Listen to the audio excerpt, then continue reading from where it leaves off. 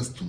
अब क्या नया बहाना होगा मुझे नहीं मालूम, लेकिन उम्मीद करता हूं जो ईडी आपसे सवाल पूछ रहा है उसके आप सवालों के जवाब देंगे। उम्मीद आपसे यही करता हूं। जिन्होंने चोरी नहीं की है वो जांच से कभी नहीं घबराते, पर यह बात अरविंद केजरीवाल जी पर तो लागू नहीं होती, क्योंकि कहीं ना कहीं चोर की मूंछ में तिनका जरूर है।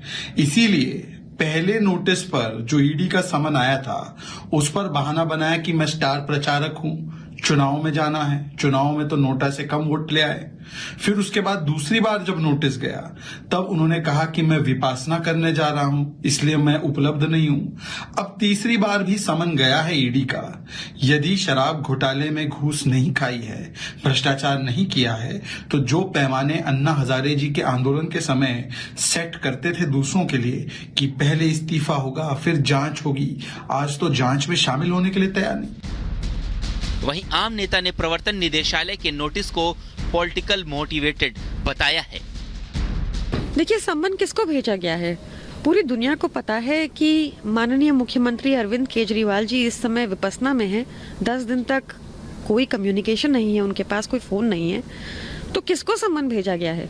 ये फिर से भाजपा से निकली हुई एक न्यूज लगती है। और साथ ही आप देखिए आज तक मिला क्या है, एक चवन्नी किसी भी हमारे नेता से नहीं मिल पाई, चाहे वो संजय सिंह जी हो, चाहे मनीष सिसोदिया जी हो, चाहे सत्येंद्र जैन जी हो, एक चवन्नी की रिकवरी नहीं हुई। ये पूरा का पूरा केस पॉलिटिकली मोटिवेटेड है। दिल्ली आबकारी नीति से जुड़े मामले में पूर्व डिप्टी सीएम मनीष सिसोदिया, आम आदमी पार्टी के सांसद संजय सिंह पहले से ही जेल में बंद हैं। ईडी का दावा है कि शराब नीति बनाने में आम आदमी पार्टी के कई नेताओं की अहम भूमिका थी। इस नीति के माध्यम से शराब डीलरों और खास लोगों को आर्थिक फायदा पहुंचाया गया।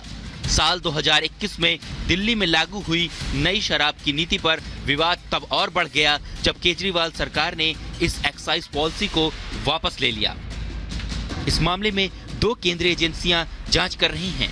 16 अप्रैल को सीबीआई ने सीएम केजरीवाल से 9 घंटे तक पूछताछ की।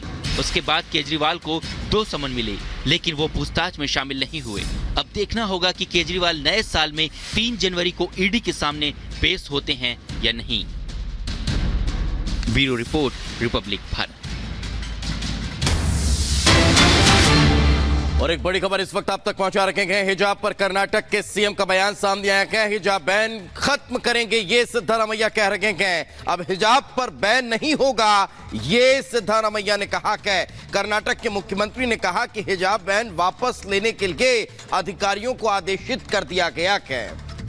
तो कर्नाटक में अब हिजाब पर बैन नहीं रहने वाला है, ये सिद्धारमैया कहते नजर आ रहे हैं। दरअसल हिजाब पर बवाल बहुत देखा, लेकिन अब उसके बाद नई सरकार बनती ही कर्नाटक में हिजाब से बैन हटाने की बात निकलकर सामने आ रही है। मुख्यमंत्री सिद्धारमैया ने अधिकारियों को निर्देशित कर दिया है कि हिजाब पर लगा हुआ बैन हटा दिया जाए और ये कहते नजर आए कि हर इंसान को अपनी पसंद के कपड़े पहनने का अधिकार है। देखिए ये खबर।